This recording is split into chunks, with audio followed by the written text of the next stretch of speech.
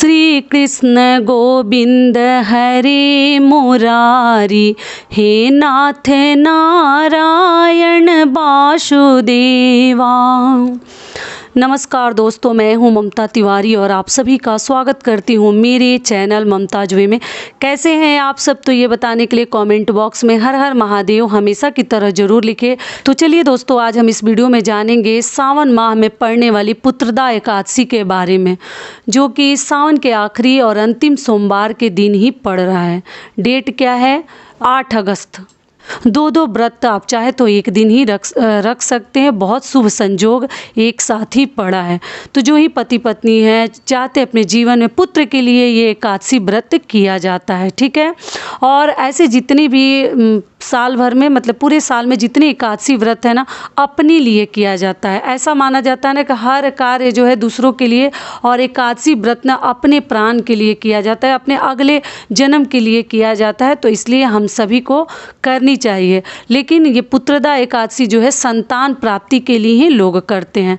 तो इसका पारण विधि क्या है, पूजा में हमें कौन कौन सी बातों का ध्यान रखनी है, नहाए खाए में हमें क्या क्या करनी है, कौन कौन सी सावधानी बरतनी है, और पारण के दिन हमें कौन कौन से कार्य करने हैं, इसी प्रकार के कई ऐसे महत्वपूर्ण बातें आज हम इस वीडियो में जानेंगे। साथ साथ जानेंगे कि मैं सोमवार, चौथे सोमवार के बारे में, जो आखिरी सोमवार के बारे में वीडियो बनाई थी, उसमें सूतक पातक के बारे में नहीं बताई थी, मैं भूल गई थी, वो भी आज मैं इस वीडियो में बता देती हूँ। तो आप बने रहिए मेरे साथ मेरे चैनल पर। अगर आपको मेरा वीडियो पसंद आता है तो प्लीज़ आप मेरे चैनल को सब्सक्राइब कर दीजिएगा, बेल आइकन को प्रेस कर दीजिएगा, जिससे मेरे वीडियो के नए नोटिफिकेशन आप लोगों के पास सबसे पहले पहुँचे। तो चलिए शुरू करते हैं। तो सबसे पहले सूतक पातक वाले बात को क्लियर कर दूँ। तो देखिए, आप लोग बोले हैं दीदी 3 सोमवार व्रत हम कर लिए हैं, चौथे सोमवार व्रत में हमारी सास का देहांत हो गया है, मृत्यु हो गई है, तो क्या हम चौथा सोमवार व्रत कर सकते हैं? तो नहीं, ऐसे स्थिति में ना हमें व्रत रखनी है ना हमें पूजा करनी है। आप ना करें, जितना कर लिए वही आपके लिए बहुत है, ठीक है। अगर बच्चे का जन्म हुआ है, आप लोग बोले देवरानी जेठानी किसी का बच्चा हुआ है, तो हम व्रत चौथा सोमवार कैसे करें, आखिरी सोमवार, तो वो भी मैं आपको वीडियो शुरू करने से पहले थोड़ा सा बता देना चाह रही हूँ कि देखिए, आपको क्या करनी है कि आप व्रत रख सकते हैं, क्योंकि ये शुभ चीज़ है, ये वैसा अशुभ नहीं है। ऐसे तो 12-13 दिन के बाद ही सब शुद्ध माना जाता है, लेकिन भगवान का व्रत अगर आप 3 व्रत रख चुकी हैं तो चौथा भी आप लोग पक्का रख लीजिएगा। लेकिन पूजा नहीं किया जाता है, पूजा मत कीजिएगा, ठीक है। क्लियर हो गया? तो उस वीडियो में मैं नहीं बताई थी, इसलिए मैं सोची कि इसमें आप लोगों को बता दूं। अगली चीज़ क्या है, चलिए अब मैं एकादशी के बारे में, पुत्रदा एकादशी के बारे में हम सभी बातें जान लेते हैं। तो देखिए, एकादशी व्रत ना सभी को करना चाहिए, पुरुष हो महिला हो, जो चाहे एकादशी व्रत अपने लिए किया जाता है, ठीक है। और कोई व्रत आप करें या ना करें, एकादशी व्रत खुद के लिए बहुत ही अच्छा माना जाता है। तो एकादशी व्रत करने से पहले, एक दिन पहले हमें सात्विक भोजन, ऐसे तो सावन में सभी सात्विक भोजन ही ले रहे हैं, कोई लहसुन प्याज मूली और बैगन वगैरह लोग नहीं खा रहे हैं, तो इन सभी चीज़ों का परहेज करें। आपको एक दिन पहले ही नहीं खानी चाहिए, रविवार को ही बाल वगैरह धोकर आप अच्छे से तैयार हो जाएं, ठीक है।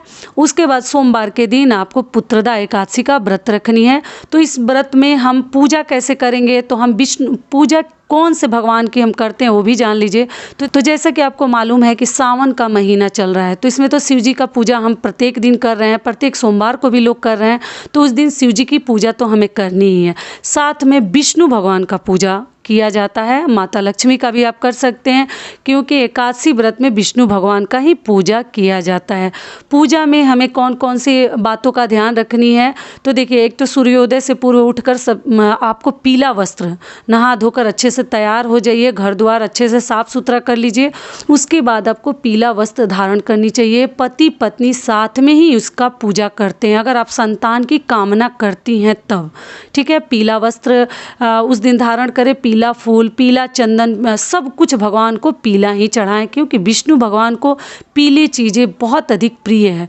पीला भोग प्रसाद भी आप पीला ही ले सकते हैं। पंचामृत भगवान को उस दिन अभिषेक करा सकते हैं, भोग में पंचामृत चढ़ा सकते हैं, और शंख से भी आप चाहें तो अभिषेक कर सकते हैं, लेकिन शिव जी का अभिषेक शंख से नहीं किया जाता है। समझ में आ गया? और पूजा भी जब आप करते हैं विष्णु भगवान का ना, तो साथ में कीजिए। पति पत्नी को ऐसा माना जाता है ना कि साथ में पूजा करनी चाहिए, साथ में प्रसाद ग्रहण करनी चाहिए। अगर आप पुत्र की कामना करते हैं, संतान की कामना करते हैं, तो हर चीज़ साथ में करनी चाहिए, ठीक है। और पूरे दिन आप मतलब फल फलाहार चाय पानी सब ले सकते हैं, कोई दिक्कत नहीं है, लेकिन दिन भर ना खाएं। 1-2 बार पानी आप दिन भर पी सकते हैं, चाय वगैरह मतलब देख लीजिएगा, लेकिन 2-3 बार ही फलाहार किया जाता है, उससे अधिक बार नहीं किया जाता है। तो ये भी हो गया। एकादशी के दिन ना ईख गन्ना खाना मतलब चूसना बहुत अच्छा माना जाता है, तो आप चाहे तो ले सकते हैं फलाहार के रूप में।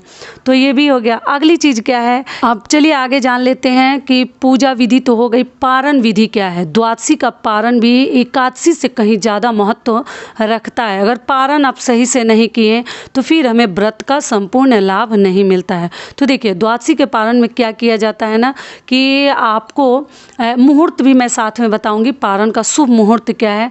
तो पारण में सबसे पहले आपको पूजा अर्चना अच्छे से कर लेनी चाहिए। सो के उठ के आप अच्छे से स्नान ध्यान कर लीजिए, सूर्योदय से पूर्व उठ जाइए, और सब करने के बाद पूजा करने के बाद ही चाय पानी आपको लेनी चाहिए। और लेने के बाद क्या करनी है कि आप उस दिन चावल नहीं खाते, लेकिन कई ऐसे लोग कहते हैं ना कि नहीं चावल खाते हैं, लेकिन ऐसा नहीं है।